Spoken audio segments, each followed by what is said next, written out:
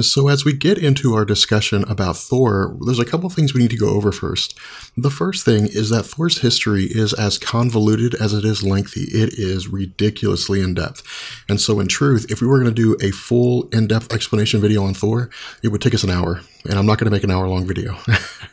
So what we're going to do here is there are a couple of things that we're going to highlight, a couple of things that we're going to go over here. Of course, one of the most notable is going to be Beta Ray Bill, but the other thing is going to be Ragnarok. And the reason why is because Ragnarok is a very, very important element in Thor's continuity, and Ragnarok actually leads directly into Thor returning to the Marvel landscape after the events of Civil War, which of course, again, is something that we'll discuss here.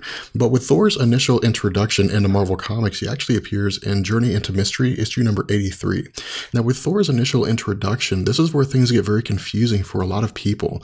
When we're first introduced to Thor, we're introduced to a man named Donald Blake. And Donald Blake, as he's shown to us, is a man who is apparently vacationing in Europe, but also has a bad leg and is holding a cane. Now, what happens is that as he's beginning to leave this particular area, that aliens land behind him. Now, he's initially not aware of it, but it eventually comes to a point where he becomes aware of their presence. And when he does, he immediately tries to run away. Now, as he's making his way to a particular cave that has caught his eye, he actually loses his cane in the process. And so at this point, he really doesn't have a way to move very fast. He doesn't have a way to really get to where he needs to go very fast. And so as a result, he's kind of resigned himself to his fate. And so as he's sitting in this cave, he's leaning against a rock. And when it does, the rock seems to maybe turn around or seems to swivel in some capacity and reveal a hidden cavern. But once he gets inside this cavern, he sees what appears to be a very old cane sitting on a table of some kind. And as a result, he really feels as though this is maybe the fates playing a joke on him. He feels as though perhaps he's a person who's basically just going to die in this cavern. And so what he does is he grabs the cane and he smacks it against the wall in frustration. And when he does, the cane turns into the hammer of Thor and he turns into Thor. And so he looks at the cane, he looks at the hammer and he sees it on the hammer is an inscription. And of course, this is an inscription that's well known in the realm of pop culture media in general. Of course, the inscription reading, "Whosoever holds this hammer, if he be worthy, shall possess the power of Thor." And so what he realizes here is that he is now Thor. And so he begins to give us this explanation on what it is that he knows in the realm of Thor, what he recalls about the character of Thor. And what he says is that as far as he can remember, that Thor had a wide array of different abilities at his disposal. But one of the first things he learns is that if he puts the hammer down, that is to say, if he stops touching the hammer for any more than what appears to be 60 seconds, then he'll revert back to his Donald Blake form. Now, in the original introduction of Thor, that is to say, in this comic, Marvel doesn't actually give us a time frame. All we see is that he puts the hammer down, he lets go of it, and it seems to be for some amount of time, and then he reverts back to his normal form, realizing that he has to hold the hammer in order to maintain the form of Thor. It actually won't be until later on in Marvel Comics that Marvel will establish a 60-second window that as long as he is holding the hammer, as long as he grabs it within 60 seconds after letting it go, that he'll maintain his form of Thor. And this is the reason why whenever you look at the character of Thor, he's somehow got the hammer on his back, or he's got it on his hip, or in some way the hammer is physically touching his body. It's basically a way for Marvel to kind of build this element into it. And so what happens here is that, again, as he goes over the information that he recalls about Thor, he tells us that Thor seems to be the only person who can lift his hammer, or lift the hammer of Mjolnir, due to the fact that the hammer is so heavy. Now, again, this is a very early thing. Marvel will come back later on and say that it's not simply the weight of the hammer that keeps people from being able to wield it. It's also the worthiness of that person, again, tying into the inscription. And so what we'll find later on as we get into characters like Beta Ray Bill is that there are a handful of characters who can wield Thor's hammer, but the characters are only in a handful of people. It's really not that many folks. And so what happens is he begins experimenting again with this hammer, and he says that if he throws the hammer, that the hammer will return to him. It will come back, which of course he does. He also says that if he hits the ground twice with the hammer, that it allows him to manipulate weather. Now, this does not give him, the same kind of finite control that Storm has, but it gives him the ability to create rainstorms, to create thunderstorms, and so on and so forth, that would ultimately result in massive tornadoes, the ability to control lightning and different things like that. And then if he hits it on the ground 3 times, that it would bring the storm to an end. And so one of the final things that he realizes again is that if he taps the hammer on the ground once, that it'll turn him back into Donald Blake, which is going to be a reoccurring theme along his character character when he's going about, I guess, going about his existence as a superhero. But again, what happens here is that over the course of the remainder of this comic, he uses his newfound powers to defeat the aliens, and then goes back to Empire State University as a surgeon or as a doctor performing his work, and then being a superhero in his off time. Now, while all these original comics were being introduced, while all these original characters were coming into the Thor comics, we saw some of the mainstays appearing at the same time. In issue number 84, we saw Jane Foster appear in the Thor continuity. And Jane Foster, as she was initially introduced to us, was a woman that Thor was very much in love with, but who he didn't believe actually returned her affections. But in truth, Marvel tells us that it is that way, that she's simply just waiting for him to say something. Now, initially, it's very hesitant for Donald Blake to actually get out there and to really, I guess, make his feelings known to her, perhaps for fear of rejection. We don't know what the exact reason is here, but as far as he explains it, I guess maybe giving us some insight here is that he feels as though maybe there's some element of her that really wouldn't want to be associated with a guy who has any kind of a limp or a physical weakness. But again, this may just be one part of the equation as to why he doesn't make his advances known to her. But what we also see is that in issue number 85, Loki appears. Now, Loki's appearance in the Thor continuity is a major thing, and the reason why is because Loki will be one of the most enduring foes in the entire Thor continuity. He will always come back. Now, sometimes he'll fight on behalf of Thor if the situation is grave enough, but 9 times out of 10, he's usually always causing some kind of trouble. Now, what's really interesting here about Loki's introduction into the Marvel continuity is that the way that he's brought in really ties into the kind of thing that you would expect to see in Norse mythology, and that's what Jack Kirby and Stan Lee did when they introduced Thor. They would constantly get into this Norse mythology. They would constantly bring in elements that would seem like something you would see in Norse mythology. And with Loki, he had previously been confined to a tree for causing trouble. He had actually been, I guess, isolated inside of this tree. And the only way for him to escape was if somebody in Asgard had basically shed a tear for his plight. But because he was basically the most hated person there, that wasn't going to happen. But over the years, what he had done was learn to manipulate the tree. And so when Heimdall came by, who of course was the guardian of the Bifrost, which allowed the Asgardians to travel from one realm to another, he had basically caused, I guess, a leaf to slip or to fall away from a tree branch, and it landed in the eye of Heimdall, which caused Heimdall to shed a tear. And as a result, Loki was able to leave. Now, the way that he did this was really kind of interesting. He basically bypassed the imprisonment by saying that his plight was being stuck in a tree. Because he was able to manipulate the tree that he was stuck in, he was able to get out. But again, these are very early comics for Marvel with regards to Stan Lee and Jack Kirby, and so a lot of these things don't necessarily make sense now, but they made a lot of sense back then. And so what we do as we continue with this is we see that in Journey into Mystery, issue number 97, that the Tales of Asgard appear. Now, the Tales of Asgard were a series of stories that had been introduced in the stories of Thor that would basically fill in the gaps. They would tell us a lot of the things that went on in the past of Asgard that led things to where they are now. For example, some of the stories involving the conflicts that Thor himself was involved in alongside Loki as a child, some of the conflicts that Odin had been involved in that had led to the modern day formation of Asgard and different things like that. Now, one of the other things that we had seen was that Marvel had taken the Journey into Mystery stories and they had basically converted the entire comic to a Thor story. And so what we saw was that by issue number 104 of Journey into Mystery, the name had been changed to Journey in the Mystery with the Mighty Thor. And it was basically just Marvel converting, slowly altering the entire Journey into Mystery publication into Thor's solo comic. And the reason why is because Thor's stories had really began to overshadow anything else that was appearing in Journey into Mystery. It was really at a point now where the Journey into Mystery stories revolved around Thor. And so it was the easiest way for Marvel to begin transitioning things.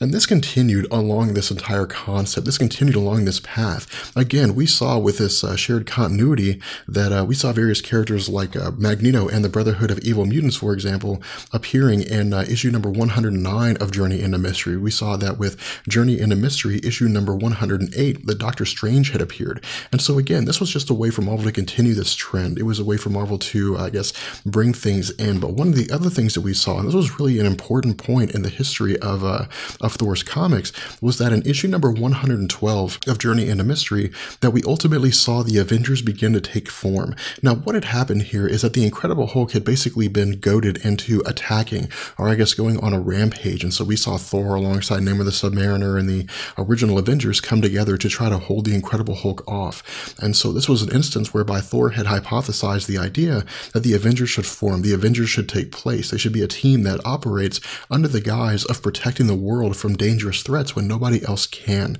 And so again, as we continue to move forward with this, we ultimately see that with issue number 113, that Thor reveals his identity to Jane Foster.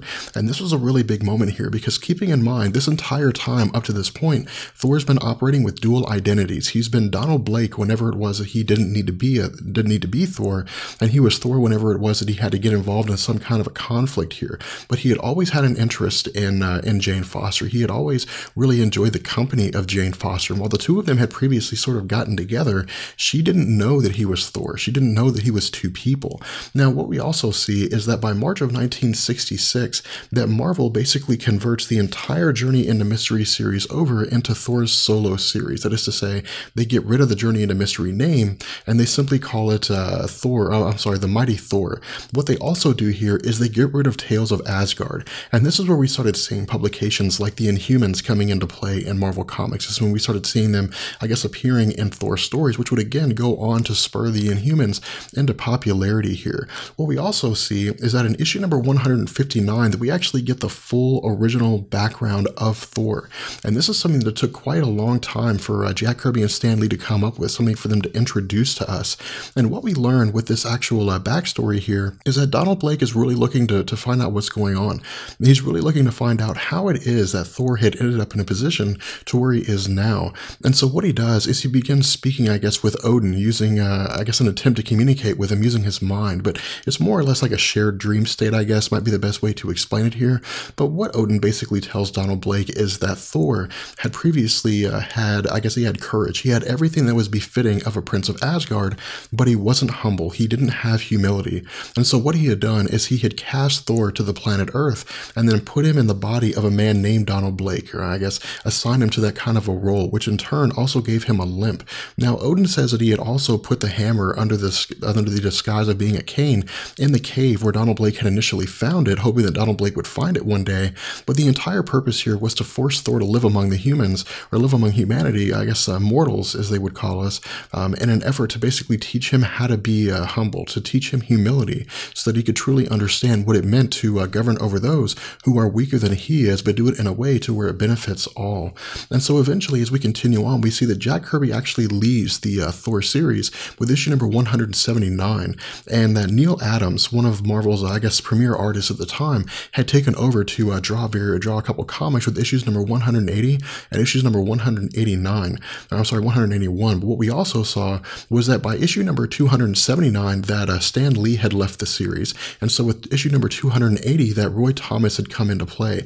Now, Roy Thomas wrote some pretty interesting stories, but Roy Thomas would not nearly be as important of a writer for Thor's continuity as Walt Simonson. When Walt Simonson was introduced in 1983 with Volume 1, issue number 337, Walt Simonson had done a lot of stories that had really revolved around the element of Thor, had really focused on Thor, that is to say, the mythology. For example, we saw that with issue number 344, that Malekith had first appeared in the Marvel continuity, and again, this was one of the characters who would go on to continue to be a major foe in the realm of Thor's continuity. We had seen that in issue number 367, with issue number 337, that Beta Ray Bill had appeared in Marvel's continuity. Now, Beta Ray Bill appearing as far as the Thor mythology is a very important thing, and the reason why is because prior to Beta Ray Bill, there had never been anyone who had been able to wield Thor's hammer. It had never been seen before. It seemed as though Thor was the only person who could actually wield his own hammer, and that anybody else who tried simply just wouldn't be able to pick it up. But what we had seen is that Marvel had basically made it okay for people to wield Thor's hammer, and fans weren't very upset with this. In fact, fans really enjoyed the concept of Beta Ray Bill. This is considered to be one of the greatest moments in the run of Walt Simonson when it came to the character of Thor. And so what we saw was that Marvel had to be very tentative in the future when it came to the idea of people who were wielding Thor's hammer. We saw that in the Marvel and DC crossover, for example, that Superman was able to wield the hammer. We saw that Captain America was able to wield the hammer. We saw that only the most, prized people in comic book continuity were able to wield Thor's hammer, but nobody else was able to do that. And so again, as we continue with this video, what we do is we pick up with the story of Ragnarok. Now, Ragnarok is a story that a lot of people are really, really intrigued about due to the idea of the Thor Ragnarok film coming out. And we can do, a separate video that really gets us a little more in depth, where we can talk about the events of Thor Ragnarok. But what had basically happened here was that this was the equivalent of the end of times for the Asgardian universe. This was basically a circumstance where we learned that there were beings who existed called the ones who sit in shadow, I believe. And these were beings who basically had either perpetuated or possibly even created the cycle of the Asgardian universe being destroyed and then being reborn. And what they would do is they would feed on this cycle. It would be their sustenance. It would be a way for them to keep themselves going. And so what had basically been happening for an unknown amount of time, for countless eons, is that the Thor universe, or the Asgardian universe, would come to an end, and then it would be reborn. And so Odin would come back, Thor would come back, Loki would come back, they would live their lives, and then everything would come to an end and it would start all over again. Now again, we don't know exactly how long this had gone on for, but the entire basis behind the Ragnarok concept was that as a result, Thor at the end of the story had basically sacrificed his life to destroy the ones who sit in shadow. And so as a result, once we got around to the Civil War conflict, Thor was presumed to have been dead. He simply existed inside of a void. He really just wasn't alive here. And so what we do is we pick up with Volume 3. And Volume 3 picks up after the events of Civil War, of the main Civil War conflict. This, I think, actually picks up during the post-Civil War initiative event, which again was a 30-something series of comics I think that Marvel had published with the intention of picking up after the events of Civil War. But what had happened here is Thor had basically arrived back to the Marvel landscape, and he had found that, of course, Ragnarok, or I guess the character who would be called Ragnarok, had been made. The cyborg version of Thor, which was made by Reed Richards and Hank Pym and Tony Stark. And of course, he was awfully angry about this, but at the same time, what we had also found was that his desire was to bring Asgard back, because again, after the events of Thor Ragnarok, everybody had died. Everybody in Asgard had been killed off. There were no more Asgardians.